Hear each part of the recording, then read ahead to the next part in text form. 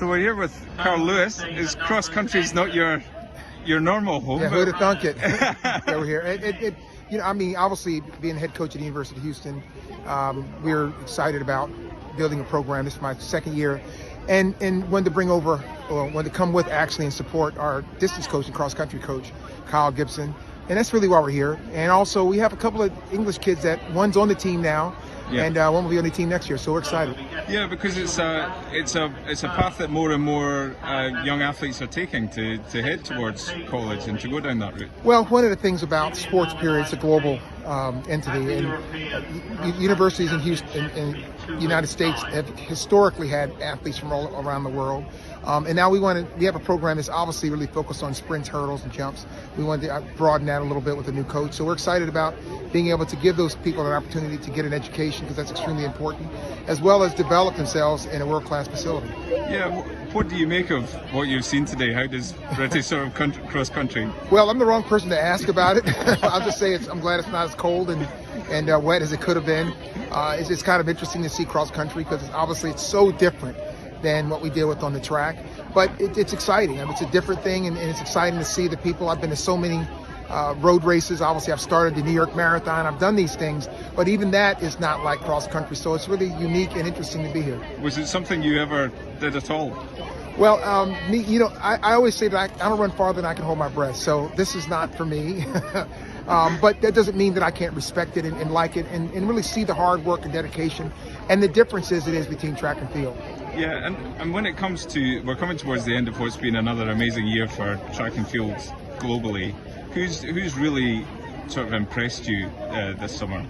Well, I don't really get into building people up, because once I do, then it's like, why didn't you say me? But I will say that performance-wise, things are doing really well, and I think that obviously there are a tremendous amount of challenges for the sport to actually be successful. But we hope that the next Olympics will be good. I know Paris is going to be fantastic, and I just hope the athletes can find a way to carve out more of a space in the global economic side of sports, because it'll be better for them. Yeah, I mean, you were someone who, became famous globally, was able to sort of go, above and beyond the sport in terms of the profile you had.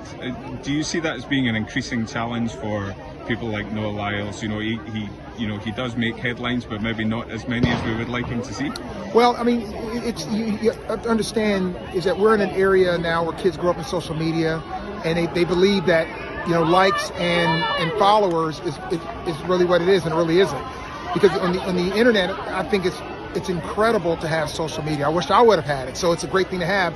But the bottom line is that you're talking to each other. You're not talking to the world. You have to go beyond what social media is, and I think that's the big miss our sport has. We're not talking to the rest of the world. We're just talking to each other, and so as that happens, the sport continues to diminish, and we're not really building on it. But I mean, the thing is that if you have to talk about yourself, well, then you're not broadening.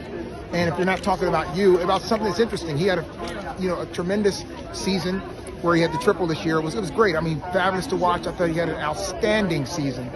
And yet we're still, once you get back in American football, then everything goes away. And I think that's the thing that athletes have to understand. You have to find ways to appeal beyond just track and field, whether it's through endorsements, whether it's through appearances and all kinds of things. And they're trying some things new. But the reality is that as a sport as a whole has to do a much, much better job at promoting itself, so that more investment, more people, more sponsors, and more fans come to see it. Are there any sort of obvious ways that you could see, sort of any quick wins that you could see for track and field in that space? Yeah, well, I think the number one issue is we need to do away with the Diamond League. I think that's the biggest hindrance to the expansion of the sport, because what it does, it gives the federation a chance to basically cannibalize all of the track meets in the world. It should be different. It should be independent. IAAF should look at the role and the idea of what other professional sports do. What they do is they have an organization who's their marketing arm, and then the teams pull themselves. Well, instead of that, we brought all the teams inside, and we're not marketing. So I think that's the first thing. Eliminate the Diamond League, go back to individual meets, have the World Athletics, which I think will never happen, is become a marketing arm because of the way the federation system's cut up. So the only way that happens is we break up the federation system and create an organization whose sole job is to promote and to build the sport. Yeah.